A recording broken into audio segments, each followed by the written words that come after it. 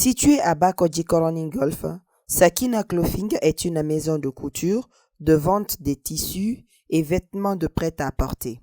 Créée en avril 2016, cette entité est dirigée par M. Traoré Abdul Karim, qui pour la majorité est une personne de référence. Cela de par son engagement, sa détermination et son courage. Promoteur de la marque de vêtements SC, Abdul Karim a une passion forte pour le mode vestimentaire. Raison pour laquelle ce jeune promoteur, après ses études universitaires, s'est donné pour tâche d'être un consultant vestimentaire.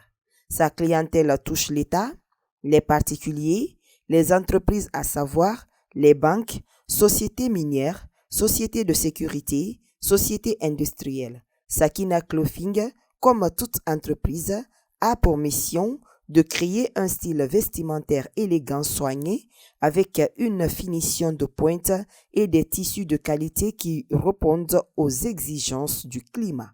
Traoré Abdul Karim est le promoteur de Sakina Clothing.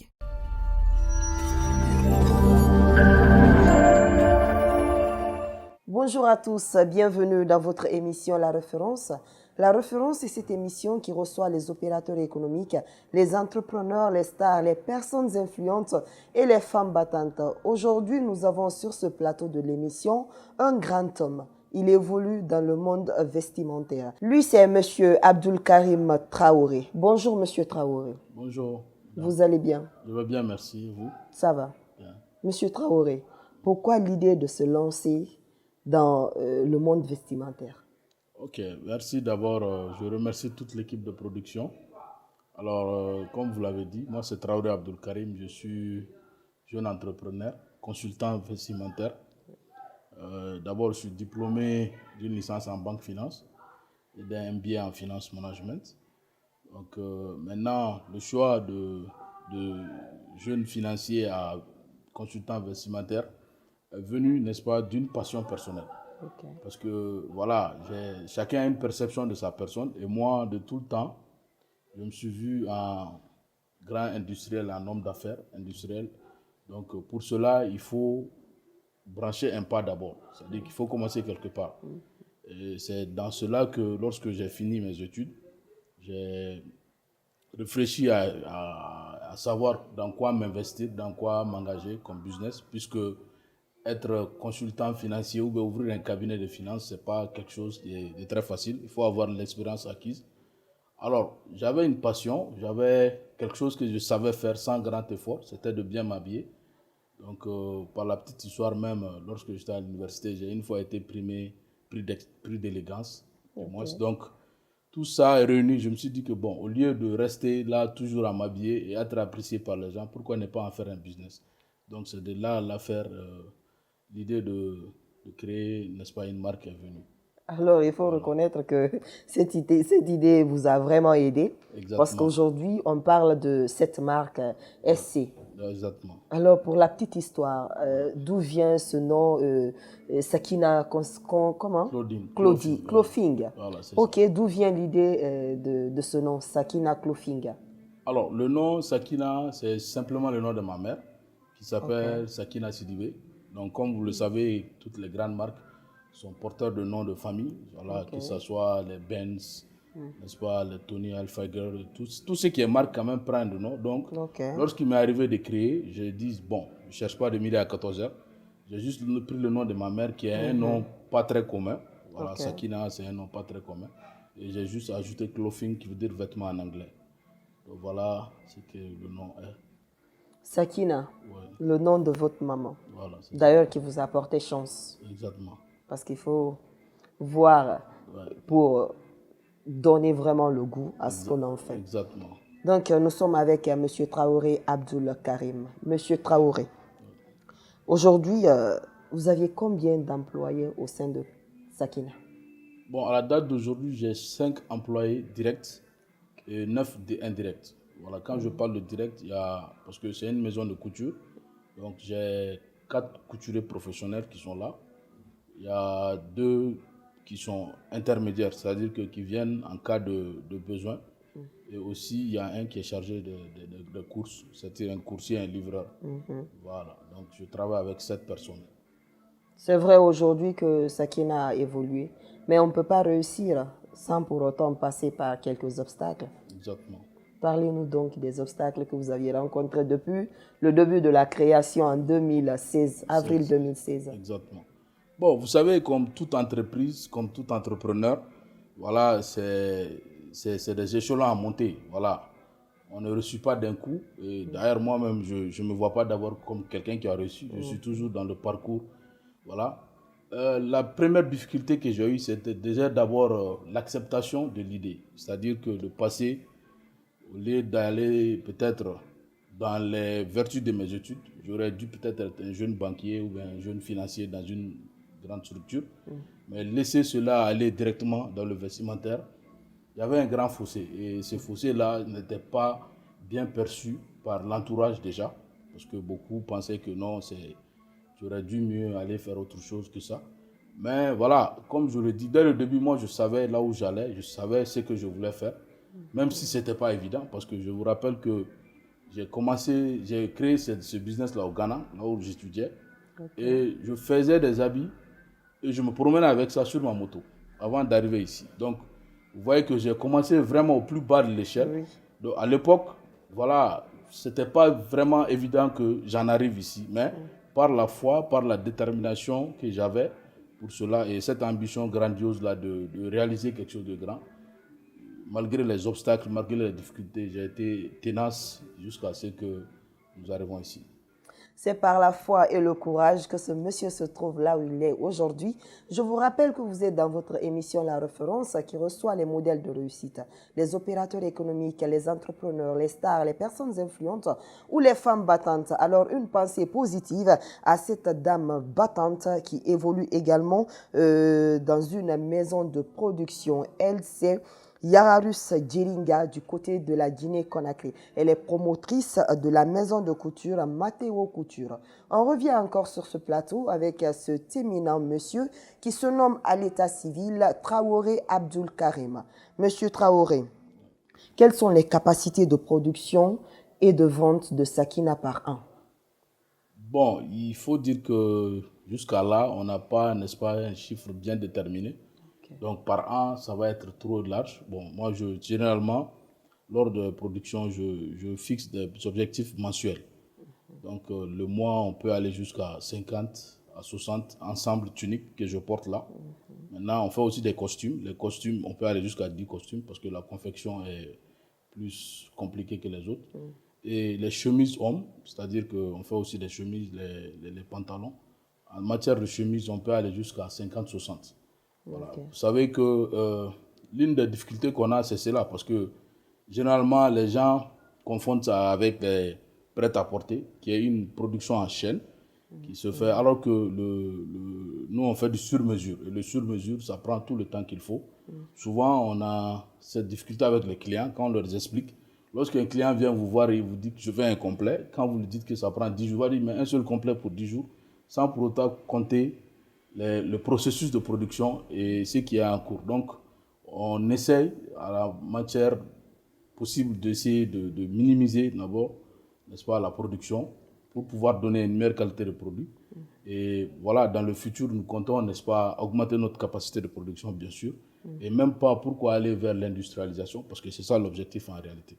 Alors, on le souhaite vivement. Merci. Avec vos costumes, le prix, le coût s'élève à combien? Bon, la fourchette de prix, c'est de 75 000 à 100 000, en fonction, n'est-ce pas, des modèles et autres, de la taille aussi, généralement. Et Maintenant, les tuniques, on les fait à 40 000 francs. ok, c'est voilà, ça les tuniques chez vous. Exactement, les tuniques, oui. Ok. Monsieur Traoré, on dit souvent que le style est une manière de dire qui nous sommes sans pour autant parler. Bien okay? sûr, bien sûr. Donc, si tel est le cas, oui. C'est quoi le style particulier de Sakina? Sakina Claudine, d'abord, c'est le sur-mesure, comme je vous l'ai dit. On porte l'accent sur, n'est-ce pas, la finition. Voilà. Et après la finition, le rendez-vous, comme je vous l'ai dit, ça c'est quelque chose de très important. Voilà, les clients, on lui donne une date à laquelle on se met dans le paquet pour pouvoir n'est-ce pas, fausser le rendez-vous.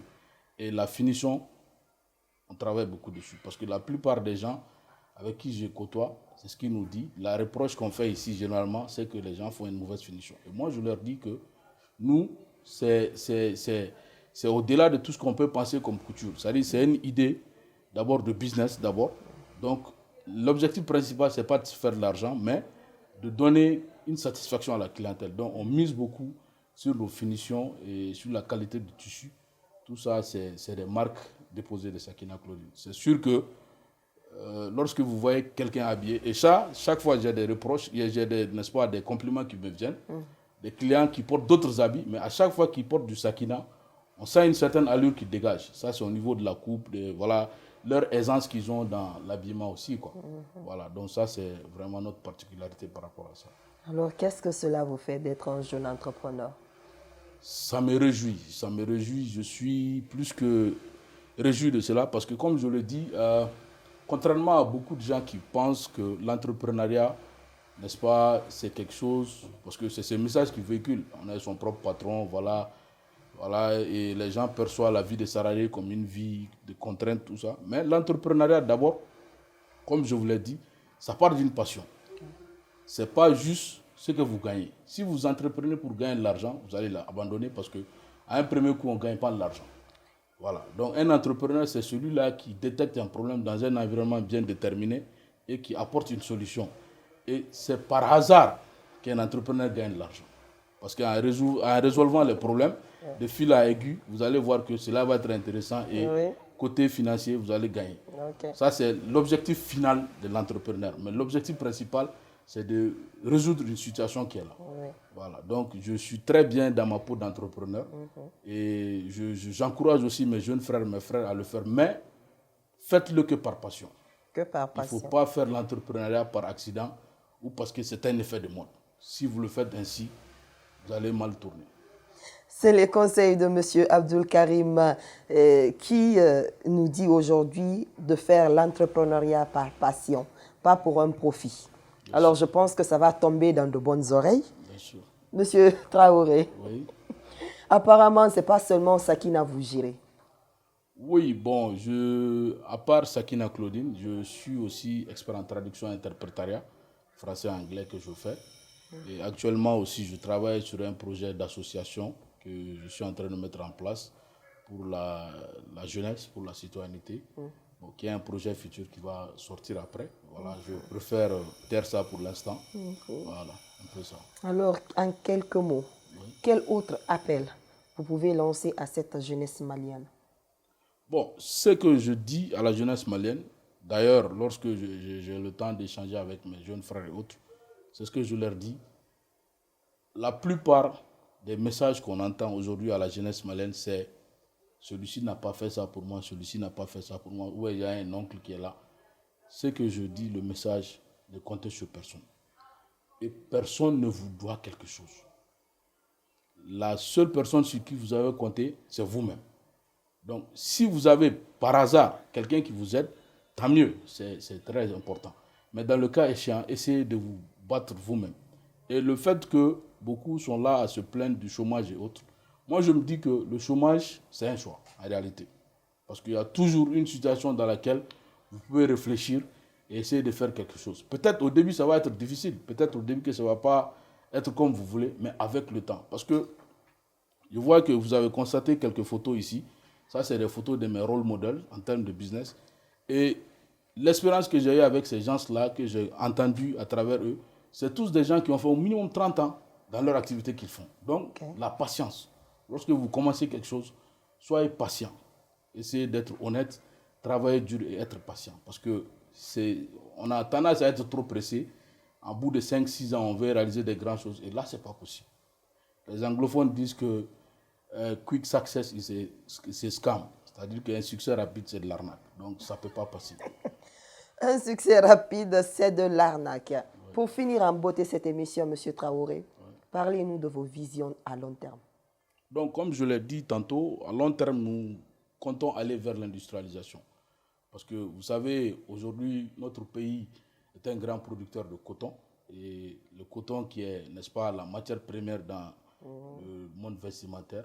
Donc, nous comptons, si les choses nous permettent, d'aller vers une industrie textile d'abord. C'est-à-dire que fabriquer la matière première qui est le tissu et mettre en place une unité de production vraiment très grandiose pour pouvoir desservir tout le Mali, toute l'Afrique et pourquoi pas le monde. Et aller vers comme les grandes marques que vous connaissez dans ce monde-là. Donc, à long terme, c'est ce qui est notre vision en tout cas. Nous avons commencé petit ici, on a des grands rêves et on espère que tout va y aller comme il le faut. Et on le souhaite également. Merci. Toute l'équipe vous souhaite le succès. Merci bien. C'est qui votre référence actuellement au Mali? La référence que j'ai au Mali dans le domaine des hommes d'affaires, Oui. je dirais que je n'ai pas une seule référence. Malheureusement, j'en ai plein. Comme je vous l'ai dit, il y a les photos. Peut-être après, vous pouvez voir les photos. Il y a M. Moussadek Bali de groupe Azaleh. Il y a M. Djadje Sangare, groupe Saher Emploi. Il y a M. Sissé Koulibaly du groupe Crédou. Et M. Sessé Kome du groupe Koira. Okay. En termes maliens, ça, c'est les 4 grandes personnes vraiment qui m'inspirent par leur parcours, par leur personnalité. Voilà. Alors, faites comme ce monsieur vraiment qui s'inspire des grandes personnalités pour réussir dans sa vie. On se quitte au compte de cette émission. Je vous rappelle que la production a été assurée par Fantastic Prod, mes faiseurs de stars. À tous, merci de l'avoir suivi et à la prochaine.